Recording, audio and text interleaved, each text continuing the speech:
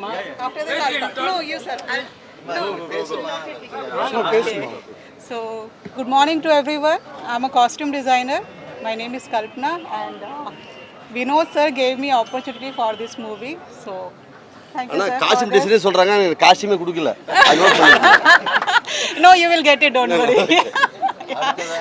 Thank you. நீங்க அவனோட எதிர்பார்க்கும் பவர் ஸ்டார். நான் பேசுகிறேன். இந்த இனிய நாளில் உங்களை எல்லாம் சந்திக்கல ரொம்ப சந்தோஷம் அடைகிறேன்.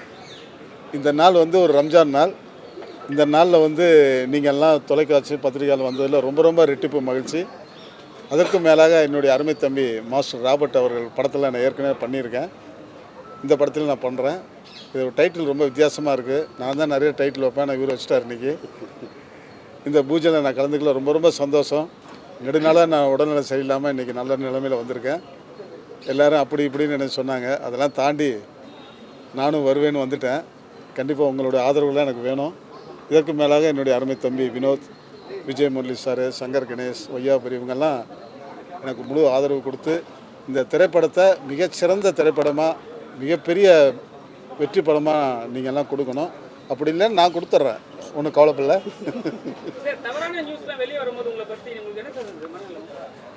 அதெல்லாம் வந்து என்னுடைய பேரை வந்து இன்னும் மேலே போயிட்டே இருக்குது. அதனால் நான் அதை பற்றிலாம் கவலைப்பட மாட்டேன். கடவுள் என்றைக்காவது ஒரு நாள் நம்மளை கொண்டு போவார். அது குறுகிய காலத்தில் நாங்கள் கண்ணு முன்னால் பார்க்கறதுனால ரொம்ப சந்தோஷப்படுறேன். வேற ஒன்று ரஜினி சார் கூட போட்டின்னு சொன்னாங்க. இப்போ ரஜினி சாரே வெளியே வந்துட்டாரு. இப்போ விஜய் சார் கூட போட்டின்னு ஒரு விஷயம் கேள்விப்படுறோம். கண்டிப்பாக அவர் எந்த தொகுதி முடிவு பண்ணல, அதாவது முடிவு பண்ணல. ஜோசப் விஜய் அவர்களே, உங்களை நான் ரொம்ப மதிக்கிறேன். என்னுடைய கூட பிறந்த தம்பி மாதிரி தான் உங்கள்கிட்ட நான் ஒரு 9 குரு ஆடியோ லாஞ்சில் உங்களை நான் சந்தித்தேன். நம்ம 2 பேரும் ஒரு அரை மணி நேரம் தனியாக உட்காந்து பேசணும். அப்போ நீங்கள் சொன்னீங்க எனக்கு உலகம் பூரா ஃபேனு, ஆனால் எங்கள் வீட்டில் என் பையன் உங்கள் ஃபேனுன்னு சொல்லி ரொம்ப சந்தோஷப்பட்டீங்க. நானும் ஹாப்பியாக இருந்தேன். ரொம்ப அமைதியாக இருந்தவர் இன்றைக்கி பார்த்தா மேடையில் பயங்கரமான டைலாக்கு, பயங்கரமான வசனம் இதெல்லாம் பேசுகிறாரு. களத்துக்கு வாங்க, களத்துக்கு வந்தால் தான் எதுவுமே வெற்றி தோல்வி நிர்ணயிக்க முடியும். எடுத்தோன்னே இல்லை, அதாவது பேசுகிறது வந்து மேடையில் பேசணும். அவர் டைலாக் மாதிரி இங்கிட்டு அங்கிட்டு போகிறாரு வராரு, வீரபாண்டி கட்டரமம்மா வசனம்லாம் பேசுகிறாரு. அது வந்து அந்தளவுக்கு வந்து மக்கள் பாதி பேர் ஏற்றுக்கலாம். கூட்டம் எனக்கு கூட தான் கூடுது. கூட்டத்தை வச்சு எதுவுமே நம்ம கவனிக்க முடியாது. எனக்கும் ரசிகர்கள் ஏகப்பட்ட பேர் இருந்தாங்க. நானும் கட்சி ஆரம்பிக்கணும் ரொம்ப தீவிரமாக முயற்சி எடுத்தேன். கடைசியில் என்ன சூழ்நிலை தள்ளிடுச்சு. அதனால் என்னுடைய அருமை தம்பி எங்கே நின்னாலும் 26ல் எங்கே நின்னாலும் அவர் எதிர்த்து நிற்க நான் தயாராக இருக்கிறேன். அவர் தயாரான்னு கேட்டுங்க. கட்சியில் ஆரம்பிக்க மாட்டேன். பெரிய கட்சி கூப்பிட்டா கண்டிப்பாக அவங்க சார்பாக நிற்பேன். இல்லை சுயேட்சையாக நின்று அது வாய்ப்பு கிடைச்சா சேருவேன் கண்டிப்பாக. எதிரியும் கிடையாது, நண்பனும் கிடையாது. இதெல்லாம் சும்மா டைலாக் சொல்கிறது தான். நாளைக்கு கூட்டணிக்கு வாங்கினா போட்டி போக போகிறாரு. இதெல்லாம் வந்து ஒரு பெரிய விஷயமே இல்லை. அவர் மக்களுக்கு வந்து என்ன செய்ய போகிறாரு, அவருடைய கொள்கை என்ன, அதெல்லாம் சொல்லாமல் எடுத்துக்கலாம் நான் அவருக்கு எதிரி, நான் அழிச்சிருவேன் வச்சுருவேன், இதெல்லாம் சொல்லக்கூடாது. இதெல்லாம் ரொம்ப தப்பு. அவங்கெல்லாம் வந்து 50 வருஷம் சர்வீஸ், இவருக்கு வயசு தான், அவருடைய அனுபவம் இவருடைய வயசு. அதனால் எடுத்தவங்க ஒருத்த மேடையில் கூட்டம் இருக்குது, மக்கள் இருக்காங்கன்னு சொல்லி பேச வேணாம். எதுவுமே நான் உங்களுக்கு எனக்கு வந்து ரொம்ப மானசீகமாக நான் வந்து தமிழக முதல்வர் ரொம்ப நேசிக்கிறேன். அவர் இப்படி பேசும்போது நான் ரொம்ப வேதனைப்பட்டேன். என்னடா இவர் இப்படி பேசிகிட்டு இருக்காரு, ஒரு நடிகராக இருந்து இப்படிலாம் பேசலாமா? அவர் முதல்ல நடிகருக்கும் டெக்னீஷியனுக்கும் மற்ற கலைஞருக்கும் அவர் உதவி பண்ணட்டும். அதை விட்டுவிட்டு நான் மக்களுக்கு அதை செய்கிறேன் இதை செய்கிறேன்னு சொல்கிறாரு. அது முதல்ல செய்யணும். களத்தில் இறங்கி அவர் வேலை பார்க்குறதா என்னுடைய ஆசை.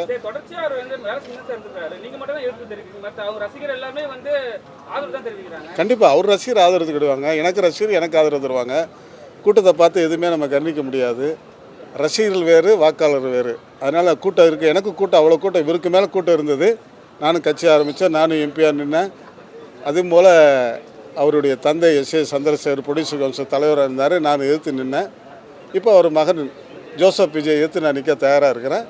கண்டிப்பாக எந்த கட்சி கூப்பிட்டாலும் கூப்பிடலைனாலும் நான் கண்டிப்பாக சுயேட்சையாக நிற்பேன். நிற்கட்டும், அவர் நிற்கணும், களத்தில் நின்று ஜெயிக்கணும். அதான் என்னுடைய ஆசை. பண்ணுவார். அவர் என்ன சொல்றாருன்னா எதிரி விஜய், ஆமாம் விஜய்க்கு எதிரி அண்ணன், ஆமாம் எதிரி அவர் கட்சியில் வரட்டுங்க. திமுக எதிரி அவர் விஜய், அண்ணனுக்கு எதிரி விஜய். கண்டிப்பாக முடிவு பண்ணிட்டாரு. அதான் எதிரினா அரசியல் ரீதியாக அதை மற்றபடி எதிரிலாம் ஒன்றும் கிடையாது. நிரந்தர எதிரி கிடையாது. அதில் நடந்துறது எதிரி. ஏன்னா இப்போ நான் வந்து சொல்கிறது வந்து அவருடைய ஃபேன்ஸுக்கெல்லாம் என்னடா அவர் இப்படி சொல்கிறான்னு சொல்லி என்னை வந்து கள்ள தூக்கி எறிகிறது போகிற வழியில் மடக்கிறதுக்கெல்லாம் பொறுப்பு நம்ம தமிழக முதல்வர் தான் எனக்கு பாதுகாப்பு பொறுப்பு கொடுக்கணும். அவர் பொறுப்பு கொடுக்கணுமா பாதுகாப்பு கொடுக்கணுமா? என்ன தம்பி? பொறுப்பு கொடுக்கணுமா பாதுகாப்பு கொடுக்கணுமா? பாதுகாப்பு கிடையாது, ஏதோ உயிருக்கு அச்சுறுத்தல், திடீர்னு ஃபோன் வரும், திடீர்னு மிரட்டுவாங்க. என்னை ஏகப்பட்ட பேர் மிரட்டியிருக்காங்க, கடத்தியிருக்காங்க. அதெல்லாம் தனிப்பட்ட முறையில். இப்போ நான் வந்து அவர் ஒரு கட்சி தலைவர், அவரை எதிர்த்து நான் பேட்டி கொடுக்குறேன். பாப்பா எதுனாலும் சந்திக்க தயாராக இருக்கிறேன். ஓகே சரி, அப்படியே பர்ஃபியூமை பத்தி சொல்லியிருக்கேன். இந்த படம் பர்ஃப்யூம் வந்து ரொம்ப வாசனையாக இருக்கும். கண்டிப்பாக எல்லோரும் யூஸ் பண்ணுறீங்க. இந்த படத்தை பாருங்கள், மிகப்பெரிய வெற்றி படமாக கொடுங்க. ஏன்னா ராபர்ட் வந்து ரொம்ப கடின உழைப்பாளி. அவர் டான்ஸ்லேருந்து மாஸ்டர் ஆகி இன்றைக்கி வந்து ஒரு நடிகர் ஆகி டைரக்டர் ஆகியிருக்காரு. எல்லா படத்துலையும் நான் நடிக்கிறேன். இன்னும் ஒரே ஒரு கருத்து மட்டும் நான் சொல்கிறேன், தயவுசெய்து தப்பாக நினச்சிக்காதீங்க. நம்ம ஜோசப் விஜய் அவர்கள் எப்போ பார்த்தாலும் மன்னராட்சி மன்னராட்சிங்கிறாரு. மக்களால் தேர்ந்தெடுக்கப்பட்ட மக்களாட்சி. மன்னராட்சியாக இருந்தால் யார் இங்கே வா இங்கேம்பாரு. அந்த மாதிரிலாம் பேசலை. தயவுசெய்து இந்த மன்னராட்சியில் சொல்லாதீங்க. அப்படி இல்லாமல் 40 தொகுதியும் எம்பிஆர் நின்று இன்றைக்கி டெல்லியில் உட்காடுறாங்கன்னா அது எந்த அளவுக்கு மக்கள் அவங்கள வந்து நேசிக்கிறாங்கங்கிறது தெரிஞ்சுக்குங்க. தயவுசெய்து இந்த மாதிரி தவறான கருத்தெல்லாம் நீங்கள் சொல்லாதீங்க. பிரச்சாரத்துக்கு போகும்போது நல்லபடியாக பேசுங்க, வசனம் பேசாதீங்க. சரியா? ரொம்ப தேங்க்ஸ். மாஸ்டர் வாங்க. பேசிட்டேன். கொஸ்டின் படத்தோட கேள்வி பதிலா இருக்கு. கேள்வியெல்லாம் இருக்கா? வாங்க, ஒரு கேளுங்க. நிமிஷம், ஒரு நிமிஷம். யாஸ் டார்லிங். இந்த போஸ்டர் இந்த பேனர்லாம் வந்து ஒரு பல காலத்துக்கு ஒரு 6-7 வருஷத்துக்கு முன்னாடி பார்த்துருக்கோம் பிகேன்ற படத்துல. இது அப்படியே அந்த காப்பியா இருக்கும் அந்த படம் எப்படி இருக்கும்? இல்லை அது வேறு, இது வேறு, டோட்டலாக முழுக்க வேறு தான் இது. டைரக்டர் இந்த கான்செப்ட் சொன்னார். அந்த படத்தில் இது ஒரு மேட்டர் இருக்குது, இந்த விஷயம் இருக்குனால சரி ஒத்துக்கிட்டேன், நல்லா இருக்குங்க. பர்ஃப்யூம்னாவே ஏதோ ஒரு பிராண்டை காட்டி ஆகணும். என்ன பிராண்ட் காட்ட போகிறோம்? பேசிட்டு இருக்கு, இப்பதான் டீல் பண்ணிட்டு ஒரு பிராண்ட் பேசிட்டு இருக்கு. இந்த பர்ஃப்யூம்னால ஸ்மெல்லு தானே. அது வந்து ஒரு ஆம்பளை மேலேயும் வரும், பொம்பளை மேலேயும் வரும். ஸ்மெல்லை தான் நம்ம வந்து பர்ஃப்யூமாக வந்து அப்படியே கன்வெர்ட் பண்ணுறோம். ஏன் இது மாதிரி நியூடாக ஒரு ஃபோட்டோ கதையில் இருக்குது, அது இருக்குது கதையில். நீங்கள் சொன்னீங்க காஷ்மீர்ட்ட காஸ்டமர் கிட்ட கேட்டீங்க துணியே இல்லாமல் படம் ஃபுல்லாக அப்படி தான் வரீங்க? இல்லை ஒரே சீனு. நம்ம ஒருத்தங்க நம்பி போகிறோம்ல, லாஸ்ட்டாக நம்ம நிலைமை இந்த நிலைமைதான்னு சொல்லிட்டு ஒரு சின்ன ஒரு கதையிலே இருக்குது. அதனால தான் இப்போ என்னன்னா இது மாதிரி படங்கள் வந்து நீங்கள் பார்த்தீங்கன்னா சோஷியல் மீடியாவில் நியூடாக வந்து எடுத்து போட்டுடுறாங்க. சரி, நீங்களே பார்த்துருக்கீங்க. ஒரு 5 நாள் முன்னாடி ஒரு வீடியோ ஒன்று வைரலாக போயிட்டு. ஆமாம், அவங்களும் என்ன சொல்ல விரும்புறீங்க? அவங்களுக்குலாமா தப்பானது அது ரொம்ப. இப்போ இந்த பொண்ணு மேட்டர்லாம் நிறைய விஷயம்லாம் பார்த்துட்டு இருந்தேன். அந்த இஏஎன் வந்து மேட்டர்னால துணி இல்லாமல் காட்டுறது டக்குன்னு பண்ணிடுறாங்க. தவறான செய்தான். அவங்க அம்மா அப்பா அந்த மாதிரி காமிச்சா கூட நம்ம ஒத்துக்கலாம். நீங்கள் ஊரா விட்டு பொண்ணை தான் காமிச்சிட்டு இருக்கேன் அந்த மாதிரி. ஸோ அது தவறான ஒரு இது தான். இதெல்லாம் ஏஐ தான் பண்ணுற விஷயம். ஆமாம், கண்டிப்பாக. என்னன்னா அவங்களே வந்து ஒரு ஃபுல் வீடியோவில் வராங்க. ஓகே. ஆனால் வந்து அவங்களே மறுப்பு தெரிவிக்கிறாங்க. ஆனால் வந்து எந்த ஒரு ஸ்டேஷன்லேயும் போய் கம்ப்ளைண்ட் கொடுக்காம மறுப்பு மட்டும் தெரிவிக்கிறாங்க. ஒரு பொண்ணு பயப்படும்ல, ஸ்டேஷன் போனாலே நம்ம ஆளுங்க தெரியும்ல, போலீஸ்னாலே தராசு மாதிரி. ஸோ அதனால் அவங்க அப்படி சொல்லி வைப்பாங்க. சரி, இப்போ இருக்கிற காலகட்டத்தில் இப்போ ஆடிஷன்ற ஒரு விஷயத்தை வந்து ஏமாத்துறன்னு ஒரு விஷயமா இருக்குது. அது எப்படி பார்க்குறீங்க? அது சினிமாவில் இருக்குது. அது சினிமா ஆளுங்க சில ஆளுங்க ஏமாற்றிட்டு தான் இருக்காங்க. நீங்கள் தான் தவிர்க்கணும். அது உண்மையாக பொய்யான்னு சொல்லி எடுத்தோமா கவுத்தோமான்னு சொல்லி நம்பிடாதீங்க யாருமே. அது டைரக்டர் ஆகட்டும், அது சங்கர் சார் யாராக இருந்தாலும் நம்பிடாதீங்க. ஃபஸ்ட்டு உள்ளே போய் கேளுங்க. டக்குன்னு ஒரு பொண்ணு ஏமாந்துருது, ஒரு அசிஸ்டன்ட் டைரக்டர் நம்பி தானே. ஸோ அதனால் நம்பாதீங்க. ராபர்ட் மாஸ்டர்னாவே ஒரு கான்ட்ராஸ்ட் இருக்கும். பிக் பாஸ், ரஷிதா, அதுக்கப்புறம் வந்து வனிதா விஜயகுமார். இப்போ இந்த படம் எப்படி இருக்கு?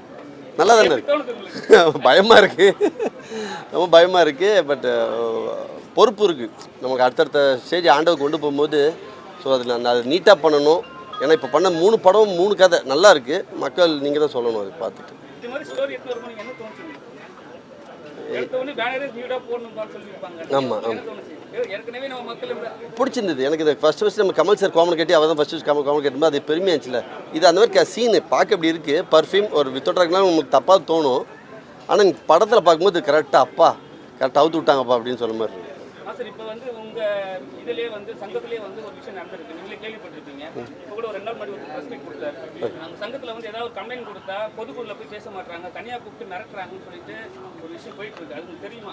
தெரியல சத்தியமாக தெரியல. ஏன்னா தினேஷ் மாஸ்டர் தான் வந்து போட்டு அவர் அடிச்சுட்டாவும் ப்ரெஸ் மீட் போயிட்டு நம்ம ப்ரெஸ் கிளப்ல போயிட்டு ப்ரெஸ் மீட் கொடுத்து எங்கள் யூனியன் இல்லையா? அப்படியா? சத்தியம் தெரியும். நீங்கள் மெம்பரா? நான் நம்பர் தானே.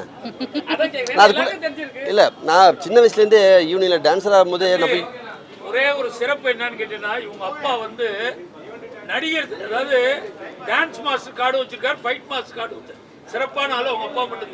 எனக்கு சின்ன வயசுலேருந்தே நான் யூனியன் போய் பேமெண்ட் வாங்க மாட்டேன். அதனால் யூனியன் போய் பழக்கமே இல்லை. யூனியன் தலையிட மாட்டேன் மோஸ்ட்லி. ஏதாவது பஞ்சாயத்து எனக்கு வந்தால் நான் பேசுவேன், தவிர எனக்கு வரல.